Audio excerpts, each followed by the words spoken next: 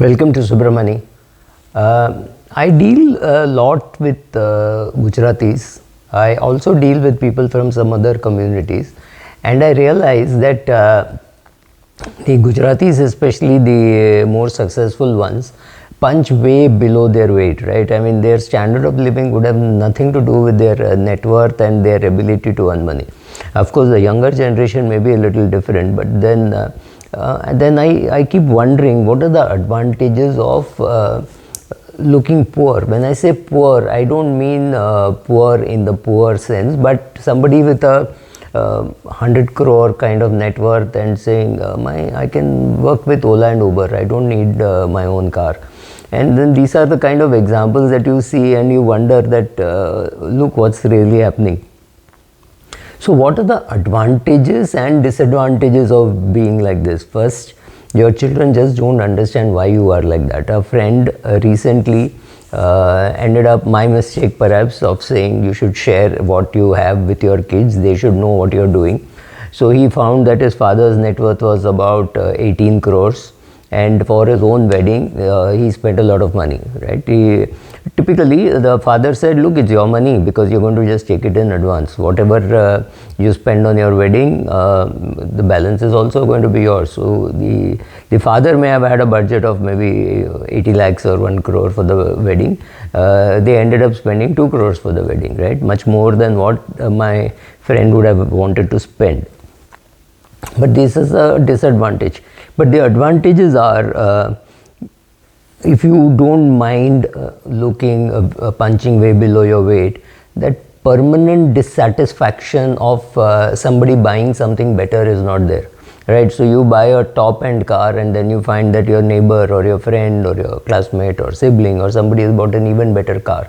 Then there is a race. So the car which gave you great pleasure during the whole process of shortlisting, you sat with your family, you watched videos, you watched reviews, and you decided that you want that car. The car gave you pleasure only till you found that there was somebody with a better car and somebody with whom you compare, right? You don't compare yourself to somebody way above you, but somebody whom you thought was, oh, same category as me, has a better vehicle. Then it hurts you. Shouldn't, but it does hurt you. So this permanent dissatisfaction or a constant comparison, see, once you decide to come out of that orbit and say, I don't care, I will buy whatever is convenient for me. I'll buy a very expensive reading glasses because I think it adds value to my life. But I will not spend on maybe a dress or maybe a shoe. Maybe I wouldn't pay 12,000 rupees, 13,000 rupees for a formal shoe because I'm not using it too much. But I might spend 15,000 rupees on a running shoe because I'm running a lot. I'm having lesser formal meetings, I have more running. So you will do that. You will not do it just because of social pressure. You won't spend because of social pressure. You won't visit hotels where they say, oh, this food is good, this ambience is good and things like that. You may still go because you want the ambience, but you will not go and pay a fancy price for food which you don't like, right? Actually, there is social media pressure on everything, on what car you buy, what dress you wear, where you go out to eat, right? So you go and check your rankings, and then you find social media saying, oh, this restaurant is very good, it does not, you have to have pre-booking and the cover charge is 4,000 rupees, right? So you look at all that and say, at least that's how I see the younger generation deciding. So social media pressure, you can't deny that happens. Somehow, when you have that lifestyle, you really lose freedom as to what to do because you're doing because somebody else is doing. So that's not really your choice, but you're spending money too.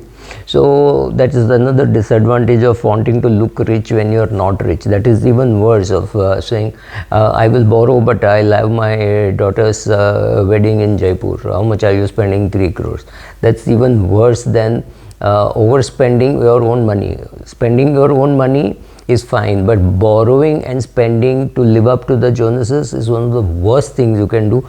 But people do it. People do it maybe more regularly than you think, right? So it locks your freedom into saying what you can do and what you can't do, and X amount of your money is already tied into that. You can't really do much about it. So I find the Gujarati community with whom I deal, or I can't say for the whole community, and true maybe even for some others whom I meet, when you embrace simplicity, you are under much lesser stress. You don't have to show off to anybody. You don't have to spend money on something which you don't like. You don't have to carry that 5 lakh rupee handbag, or like my friend bought something like a 5 lakh rupee purse, men's purse. I can't imagine spending 5 lakh rupees on a men's purse. I mean, I don't need to, but I can't imagine spending that much, right? So that definitely reduces stress and anxiety and makes your retirement simpler. The more and more expensive products you have and you upgrade, if you buy a 1.5 lakh rupee phone and you upgrade every 2 years, remember during your retirement also, if you spend 30 years, you are talking of 15 upgrades. You may not upgrade so much beyond your age of 70 or 72. You may be more comfortable with what you have. But those things are all going to be impediments even for your retirement, and even for some other things which you may be a bigger priority later on, and you keep wondering, why did I waste so much on upgrading my car or phone or anything, right? iPad. Then you are then stuck. This is a very funny thing. You are then stuck in a survival mode in a higher class. Every time you have to do something, so your savings are less, your retirement plans are getting postponed, but you need to do it because you started the race. If you fall out of the race, nobody is going to notice that you have fallen out of the race, except in your own mind that you think, oh, you must be part of this race, right? Another important thing which some people realize much later is the more expensive the car that you have, it is not just the car that is expensive, it is also expensive to maintain it, right? So it's even a small scratch is going to cost you more money, a small damage, replacing a door is going to cost you a lot of money, painting is going to cost you a lot of money, servicing is going to cost you a lot of money, even bribing the police is going to cost you a lot of money, because if you break a signal, you might end up paying much more than a guy in a smaller and a cheaper car. So, and then once you are out of this race, you are now living life very authentically. There is only one problem that I can think of, which I have heard bosses say, is bosses just hate you if you downgrade your lifestyle, right? Which means you are no longer so dependent on the salary. You are now on the path to freedom and on the path to better life without this particular job. Because of all this, your employer, your boss, none of them like you, because they want you to be addicted to a 30 lakh rupee salary and a 30 lakh rupee lifestyle, or a 3 crore rupee salary and a 3 crore rupee lifestyle.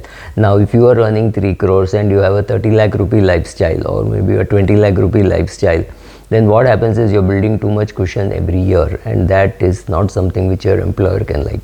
Thank you.